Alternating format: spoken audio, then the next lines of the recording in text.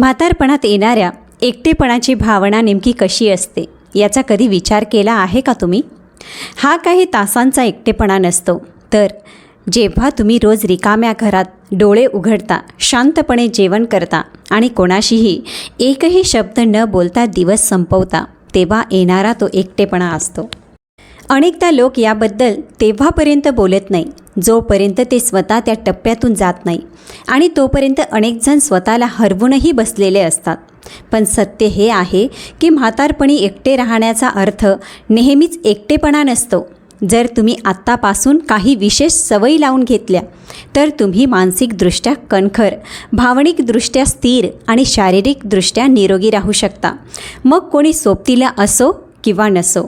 या व्हिडिओमधून आपण अशाच महत्त्वाच्या 4 गोष्टी बघणार आहोत, ज्या वयाच्या या टप्प्यावर एकट्या राहणाऱ्या किंवा भविष्यात एकट्या राहू शकणाऱ्या प्रत्येक व्यक्तीला माहीत असायला हव्यात.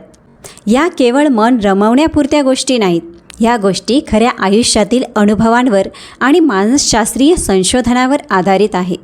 प्रत्येक सल्ला सोपा, व्यावहारिक आणि प्रभावी आहे. त्यामुळे तुम्ही आता एकटे राहत असाल किंवा भविष्यात अशी वेळ येईल असा विचार करत असाल तर हा व्हिडिओ नक्कीच तुमच्यासाठी आहे. आणि हा जीवनाचा अध्याय फक्त सहन कसा करायचा नाही, तर समजदारीने आणि शांतपणे कसा जगायचा हे शिकवेल. कारण वय कितीही असू द्या, शांतता, उद्देश आणि सन्मानाचा हक्क प्रत्येकाला असतो, कोणी सोबत असो किंवा नसो. आणि हो, चला तर प्रेक्षक मित्रांनो, आपण पहिली गोष्ट जाणून घेऊया. एक नियमित आणि संतुलित दिनचर्या. जेव्हा आपण म्हातारपणी एकटे राहतो तेव्हा सगळ्यात आधी जी गोष्ट बिघडायला लागते ती म्हणजे वेळेचं भान. जेव्हा घरी कोणी येणारे जाणारे नसते किंवा कोणतेही ठरलेलं काम किंवा जबाबदारी नसते, तेव्हा सगळे दिवस सारखेच वाटू लागतात. अनेकदा नाश्ता दुपारी होतो, दिवसभर घरी वापरणारे पायजम्यासारखे कपडेच घालत असतो, आणि कधीकधी तर आज वार कोणता आहे हेही लक्षात राहत नाही. सुरुवातीला हे सर्व किरकोळ वाटू लागतं, पण हळूहळू ते तुमची मानसिक स्पष्टता आणि भावनिक संतुलन कमकुवत करतं. म्हणूनच एक साधी पण नियमित दिनचर्या बनवणे अत्यंत आवश्यक आहे.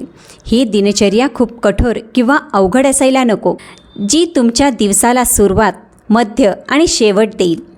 जसं की रोज एका ठराविक वेळी उठणं, अंघोळ करणं, तयार होणं, जरी कुणी भेटायला येणार नसेल तरी व्यवस्थित राहणं, व्यवस्थित आपला नाश्ता करणं, थोडा वेळ चालायला जाणं, हलका व्यायाम करणं किंवा ताज्या हवेसाठी बाहेर जाणं, रात्रीचं जेवण वेळेवर करणं आणि ठराविक वेळी दिवे बंद करून झोपी जाणं.